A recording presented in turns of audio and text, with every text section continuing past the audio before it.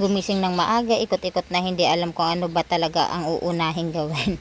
So, aminin nyo guys, minsan ganun tayo. Pagkagising natin, parang wala pa tayo sa wisyo. Hindi natin alam ano bang unang gagawin natin. Mag-aayos ba ng kakainin ngayon? Mag-aayos ba ng kakainin mamaya? Ay nako. So, nilabas ko na muna yung kanin at yung bestro. So, yung kanin guys, para hindi na ako magsaing. Tapos yung bestro guys, hindi ko siya agad pinapakain sa anak ko. Sinisigurado ko na maalis muna yung pagkatigas ng tinapay kasi galing nga siya sa ref. So, naisip ko, naalala ko, magbabaon pala si Gab ngayon ng lunch. So, kailangan ko magluto ng ham, luncheon meat guys. Kasi, napaka-limited lang ng mga kinakain ni Gab. So, ayan. Hiniwa-hiwa ko na yung luncheon meat.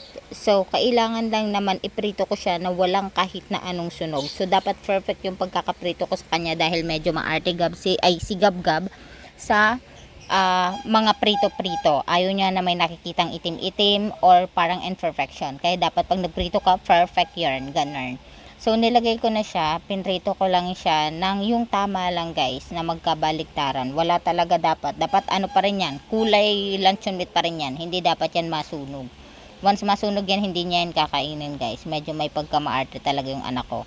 Since ako ang nanay, alam ko na ang mga trip niyang gawin. So, luto-luto lang ang mami hanggang sa naisip ko na kunin yung ano nga tawag doon guys, yung clip, ano pang tawag doon, tong, para mas mabilis ko siyang mapalipat-lipat or mabaliktad yung niluluto ko.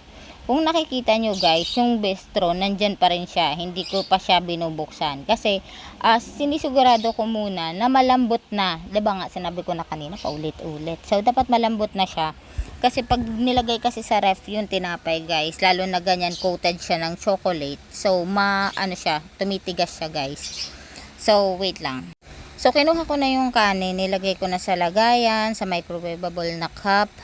At saka, ayan, minicro ko para magmukha siyang fresh na kanin. So, kahapon lang siya, bago din siyang kanin. So, kahapon lang, inano namin siya, nilagay namin siya sa ref para hindi na kami magsaing. Kasi siya lang naman ang kakain. So, ito na yung anak ko, bumaba na. Siyempre, baba din yun si Happy, yung anak kong isa. Yan, nakita nyo, fresh na fresh yung kanin. So, yan lang yung secret para hindi na nagsasaing. So, sa ilalim is nandoon yung kanyang, anong tawag nito, yung spoon. And then, todo instruct ang nanay. Syempre, alam nyo naman, habang kumakain si Gab ng bestro, yung kalahati is baon niya, yung kalahati kakainin niya bago siya magpuntang school. Si Gab-Gab guys ay hindi siya guys kumakain ng kanin pag umaga. Kita nyo si Happy, kumakain din siya. Mayroon siyang treats galing sa taas. So, yan ang kinakain niya pag umaga. So, punong abala ako at saka yung asawa ko naman, ayan, pagkatapos na ako magluto, siya naman yan lahat guys. Hindi yan natitigil lahat yan. Lilinisin niya yan dyan lahat sa lababo. So, tulungan lang kami guys kasi hindi naman minsan kaya ng nanay na lahat siya gagawa lahat. Minsan nagmamaktol ako guys pag walang ginagawa yung asawa ko tapos ako lang lahat.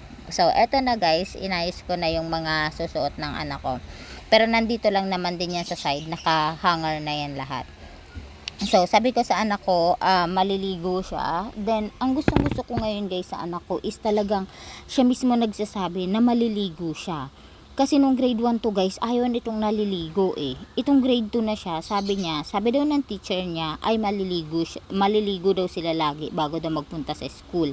Ang laki talaga ng influence ng teacher, no? So, yun yung natatandaan niya. So, sabi niya, Teacher Crisel says that I ligo before go to school. So, yung toothbrush niya nilalagyan ko ng fluoride, tapos yung mismong toothpaste niya. So, mag-iba yun. So, pero, pinaghalo ko siya sa toothbrush niya. So, ayan. Marunong naman siya mag-toothbrush, pero may mga, sometimes kasi guys, ayaw ko na hindi niya nakukuskus ng maayos yung kanyang, anong tawag nito, yung kanyang ngipin. So, eto na, ayaw nyo guys nagpapasabon sa ulo niya. So, kung ano ang gusto ng bata, yun lang ang sundin. So, sa katawan lang ang sabon. Ayan, o, diba? Sabon-sabon lang sa katawan. Alam nga naman sabunin ko yan sa ulo, tapos mag-away pa kami, 'di ba? O kaya mawala pa sa mood yung bata. Kaya kung ano lang ang gusto, doon lang tayo. So next is mag-aano na guys, bibihis na. Ayan. Kuha muna si Daddy ng brief kasi nakalimutan namin yung brief. Ayan o, 'di ba? Sayaw-sayaw muna dahil nilalamig na daw siya. Ang tagal kumuha ng brief ng tatay niya. Ayan, may pagsigaw pa ako na, di yung brief at nilalamig na tong anak mo. Naglinis muna sa taas bago nadala ang brief. So, ayan. Yan, gawain ko talaga yan guys. Ako lahat niyan. Asawa ko nakita nyo, busy din kung ano-ano mga pinagagawa, 'di ba? Ayan, 'di ba? 'Di ba kalaki na ng anak namin? Tingnan nyo, nag-iisa lang yan. Full force kaming dalawang mag-asawa.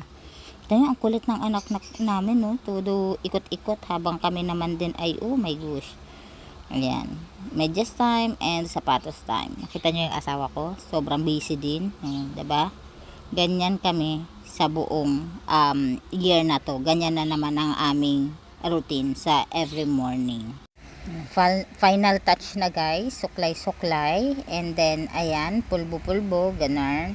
Kasi ayan, medyo nag-iba yung ano dito guys, kulay, 'di ba? Kasi naglobat yung isang cellphone ko, yung isang cellphone ang ginamit namin. So ayan, ang dami niyang wento guys, bago yan pumunta sa school, ang dami niyang wento. Pero masaya naman kami dahil excited siyang pumunta sa school. Meron kasi mga bata na tamad pumuntang school or ayaw or umiiyak. Siya naman guys, sobrang excited niya.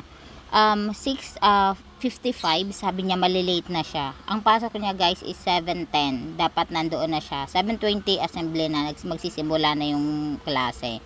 So, ayun. Ayan guys, so dami pa naming wento, 'di ba? Bago pa siya umalis, may mga wento pa kami. Kumbaga may extra time pa kami to think kung ano ba yung mga nakalimutan, ano ba dapat gawin, ano ba dapat ilagay, ayan. Next is hatid time na kami guys. So, syempre magkasama pa rin kaming mag-asawa. Ayan. This is the first time na ang pasok ni Gab is 7:20 to 2:45 p.m. 7:20 a.m. to 2:45. So, hindi kami sanay guys na sobrang tagal nung intervention ng pagpasok at paglabas niya. So, siguro sasanayin na lang din namin yung sarili namin since kami nga sa Bicol noon, nag-aaral kami, maghapon talaga kami. Siya naman, hindi naman totally maghapon. Parang, ano lang, half or 3/4 lang, ganun, bahala na yan. Tapos ito na guys, ayan, hinatid na namin siya. Alam niya naman ang gagawin niya, direct na siya sa classroom niya. So pasok na siya guys, 'di ba? So cute. Bye.